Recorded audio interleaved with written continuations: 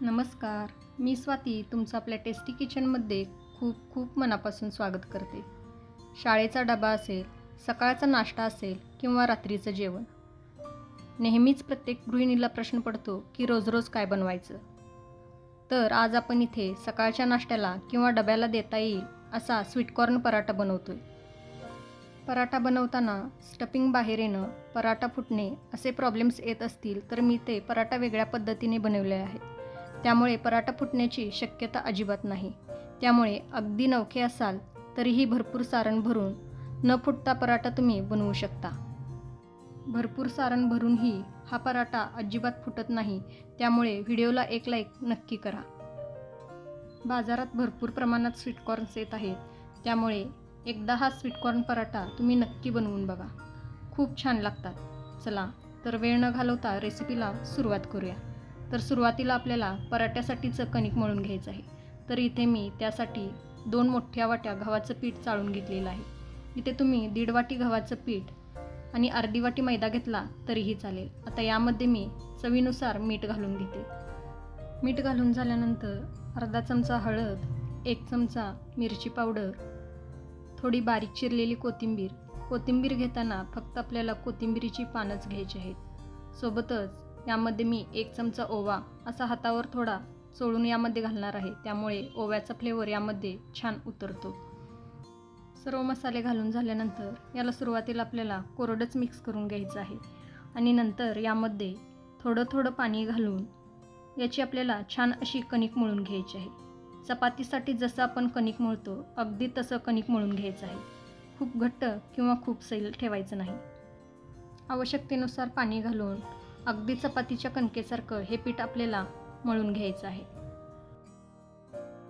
बघा, नेहमी चपातीचं कणिक कसं असतं अगदी तसं मी हे मळून घेतलेलं आहे. आता यावरती आपल्याला थोडं तेल घालून घ्यायचं आहे आणि याला अजून 1 मिनिटभर आपल्याला छान असं मळून घ्यायचं आहे.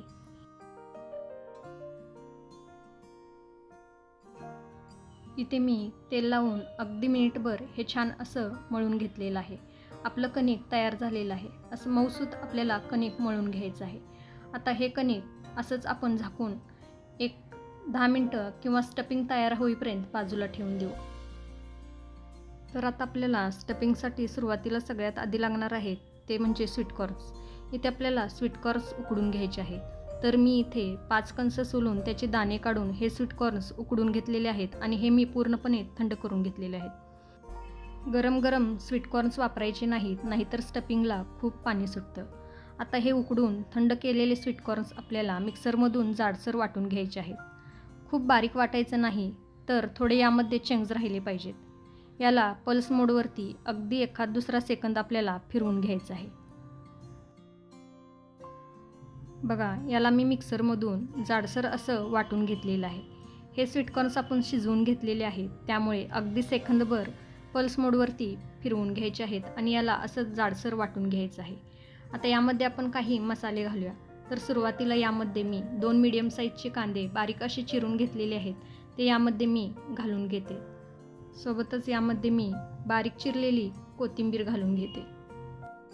आता इथे मी 1 इंच आलं आणि 4 ते 5 हिरव्या मिरच्या अशा बारीक वाटून घेतलेल्या आहेत, ते यामध्ये घालून घेते.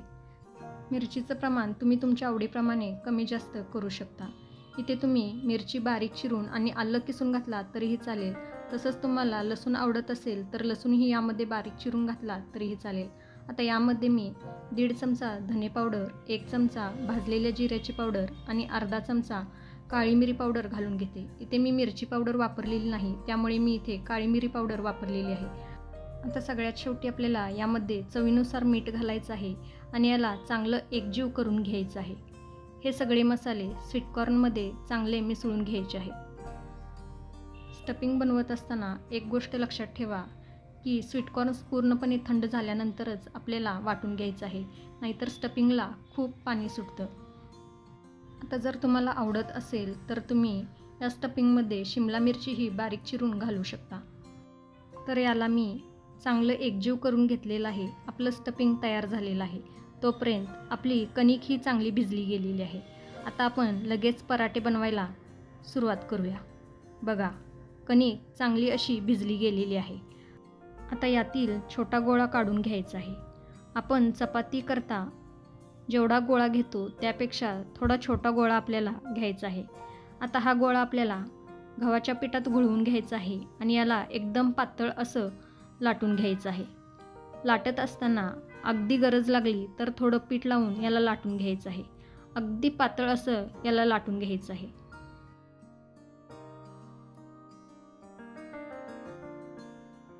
बघा, याला मी अगदी पातळ असं लाटून घेतलेलं आहे. तर अशाच प्रकारे आपण 4 ते 5 पोळ्या एकाच वेळी लाटून ठेवू शकतो. आता हे मी लगेच भरायला घेते. आता या पोळीवरती आपण तयार केलेलं सारण घालायचं आहे. आता तुम्हाला कशा आकाराचा पराठा हवा आहे तसं तुम्ही या स्टफिंगला आकार देऊ शकता.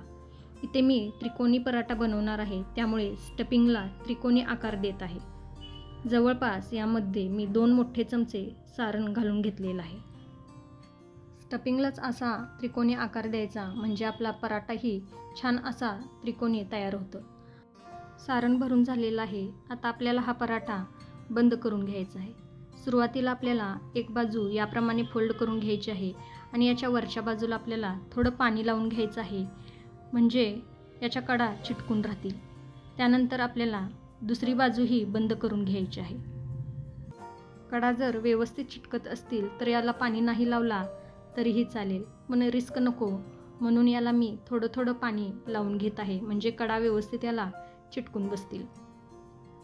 आता दोन्ही बाजू व्यवस्थित बंद करून झाल्या की तिसरी बाजूही आपल्याला अशी बंद करून घ्यायची आहे.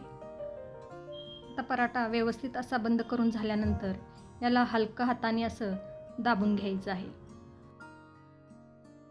तर हा पराठा थोडा जाडच असतो. यामध्ये आपण पोळी पातळ ठेवलेली आहे आणि भरपूर स्टफिंग भरलेलं आहे. आपला पराठा तयार झालेला आहे. आता हा पराठा आपण लगेच भाजून घेऊ. तर इथे मी पराठा लाटत असतानाच तवा गरम करण्यासाठी ठेवलेला होता. आता यावरती आपण थोडं तेल लावून घेऊ. इथे तुम्ही तेलाऐवजी तूपही वापरू शकता. तेल तव्याला व्यवस्थित सगळीकडे लावून झाल्यानंतर आपल्याला यावरती पराठा घालायचा आहे आणि हा पराठा दोन्ही बाजूने आपल्याला छान असा भाजून घ्यायचा आहे. गॅस मध्यम ठेवायचा आहे आणि हा पराठा आपल्याला दोन्ही बाजूने खरपूस भाजून घ्यायचा आहे. साधारण एक अर्ध्या मिनिटानंतर याच्या बाजूने आपल्याला तेल सोडून घ्यायचं आहे आणि हा पराठा आपल्याला उलटवून घ्यायचा आहे. मस्तच. जर तुम्हाला पराठे खरपूस हवे असतील तर तुम्ही इथे तूप किंवा बटर वापरू शकता आणि पराठे जर मऊ हवे असतील तर इथे तुम्ही तेल वापरू शकता. बघा, मस्त भाजला जातोय पराठा. इथे आपण स्टफिंग भरून पराठा लाटत नाही, त्यामुळे स्टफिंग बाहेर येण्याचा प्रश्नच नाही. अगदी पातळ कणकेचा लेयर आणि भरपूर स्टफिंग. तुम्हाला जर कुठले पराठे बनवायला किंवा लाटायला जमत नसेल तर ही पद्धत तुम्ही नक्कीच वापरू शकता. तर बघा, मस्त भाजला किंवा शेकला गेलाय आपला पराठा. अगदी मस्त असा फुगलेलाही आहे. आता हा पराठा मी काढून घेते आणि याच पद्धतीने मी राहिलेले पराठेही करून घेणार आहे. मुलांना जर हा पराठा देणार असाल किंवा तुम्हाला आवडत असेल तर तुम्ही यामध्ये चीजही घालू शकता. बघा, मस्त असा आपला स्वीटकॉर्न पराठा तयार झालेला आहे. अगदी खरपूस असा भाजला गेलेला आहे. इथे आपण पोळी पातळ लाटली आहे आणि स्टफिंग भरपूर भरलेला आहे, त्यामुळे हा पराठा चवीला एकदम जबरदस्त असा झालेला आहे. ही पराठ्याची रेसिपी कशी वाटली हे मला कमेंटमध्ये नक्की सांगा. रेसिपी आवडली असेल तर प्लीज लाईक करा, आपल्या प्रियजनांसोबत शेअर करा. तसंच तुम्ही टेस्टी किचनला अजून सबस्क्राईब केलं नसेल तर प्लीज सबस्क्राईब करा. परत भेटू अशाच एका छानशा रेसिपीसोबत. तोपर्यंत मस्त खा, टुमटुमीत राहा. Bye bye. Thanks for watching.